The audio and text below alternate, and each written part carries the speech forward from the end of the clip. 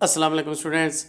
मोहम्मद आसिम फ़रीद की जानिब से आपको नेशनल कॉमर्स ग्रुप में खुशामदीद कहते हैं। स्टूडेंट्स, आज हम एडवांस अकाउंटिंग में चैप्टर डिपार्टमेंटल अकाउंट को डिस्कस करने जा रहे हैं।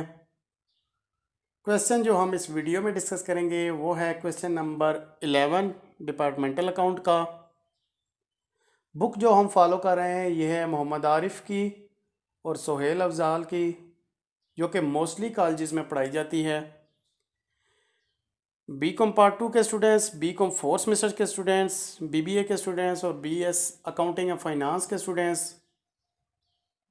जो कि एडवांस अकाउंटिंग को पढ़ते हैं, उन स्टूडेंट्स के लिए ये चैप्टर बहुत ज़्यादा बेनिफिशियल है। तो बढ़ते हैं अपने क्वेश्चन नंबर 11 की जानिब और देखते हैं हमारे पास इसकी स्टेटमेंट क्या कहती है। स्टूडेंट्स, क्वेश्चन नंबर 11 कहता है कि from the following data prepare departmental trading and profit and loss account showing the true profit और loss for the year ended 31 December 2010। आपके पास एक डिपार्टमेंटल अकाउंट है, आपने उसका trading profit and loss account बनाना है और उसका आपने total gross profit net profit निकालना है। डेट जो आपके पास है वो है 31 दिसंबर 2010, इसकी एंडिंग डेट है। हमारे पास जो क्वेश्चन है इसकी इन्फॉर्मेशन उसने कुछ इस तरह से दी हुई है। कहता है कि आपके पास जो स्टॉक है, जिसे ओपनिंग स्टॉक आप कह सकते हैं, ये उसने सिर्फ डिपार्टमेंट ए का दिया हुआ है 40,000। परचेज फ्रॉम आउटसाइडर उसने दिया 2 लाख ए के लिए, 20,000 बी के लिए। वेजेस उसने दी हुई है 10,000 ए के लिए, 1,000 बी के लिए।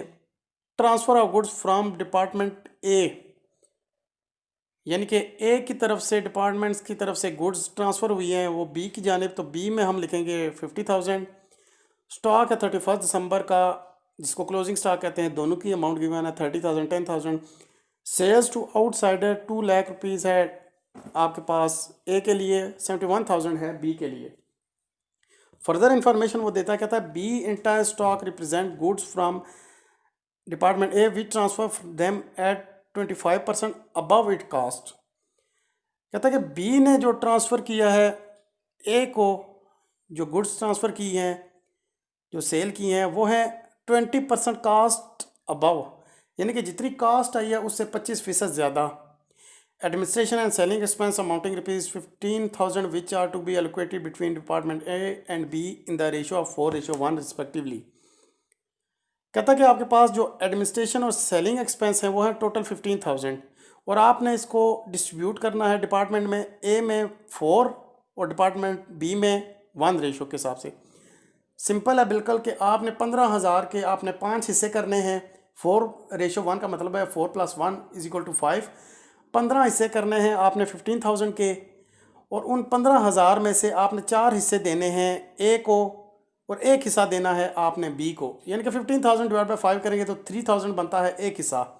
एक हिस्सा 3,000 चला गया डिपार्टमेंट बी को और 12,000 चले जाएंगे डिपार्टमेंट ए को। ये तो इधर ही हमने सॉल्व कर लिया।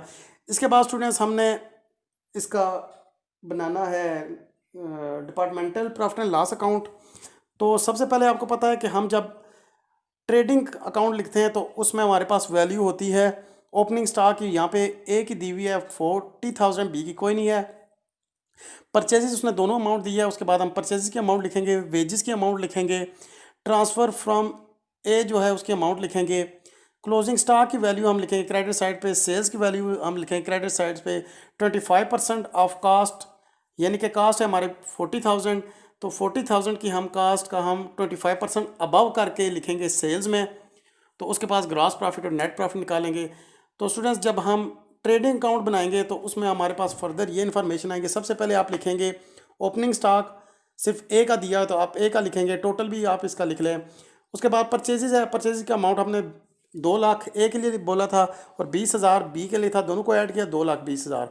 उसके बाद ट्रांसफ़र फ्रॉम ए, जो ए ने बी को ट्रांसफ़र किया अमाउंट वो है 50,000 की परचेजेस के लिए, टोटल आ गया 50,000। उसके बाद आपके पास वेजेस है, दोनों की वेजेस दी हुई थी 10,000 ए के लिए, 1,000 बी के लिए, 11,000 आपके पास अमाउंट बन गई। सेल्स की अमाउंट आपके पास दोनों की गिवन है 2 लाख ए के लिए और 71,000 बी के लिए। उसके बाद स्टूडेंट्स ये बताता है कि आपने एक इन्फॉर्मेशन इसमें दी हुई है।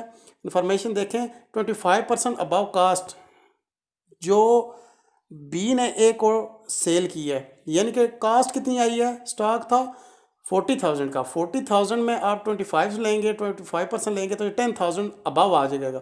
तो यानी कि 40,000 की चीज़ आप 50,000 में वो सेल करेगा, जो बी है वो ए को सेल करेगा। मतलब हम यहाँ पे लिख लेते हैं टेलरिंग टू डिपार्टमेंट बी, इसकी अमाउंट आ गई 50,000 ए में, तो टोटल भी इसका 50,000 कर लें। उसके बाद क्लोजिंग स्टॉक दोनों की दी हुई है आपको, वो है 30,000 ए का, 10,000 बी का, टोटल हो गया आपके पास 40,000।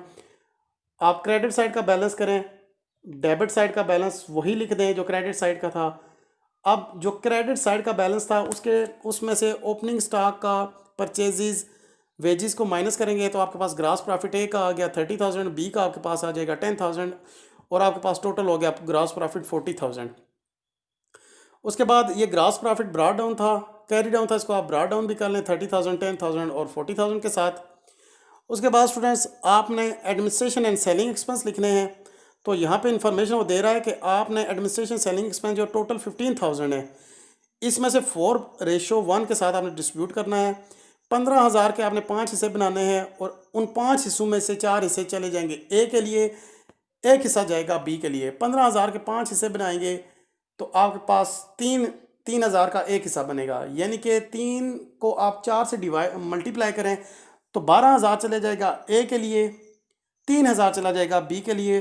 तो हम सेलिंग एंड एडमिनिस्ट्रेशन एक्सपेंस जो हैं वो उसमें हम लिख देते हैं ए के लिए 12,000, बी के लिए आपके पास 3,000, दोनों को आप ऐड करेंगे तो 15,000। उसके बाद स्टूडेंट्स आपके पास जितना भी डेटा था आपने सारा पुट कर लिया है। अभी आप दोबारा से क्रेडिट साइड का बैलेंस करें 30,000, 10,000 और 40,000।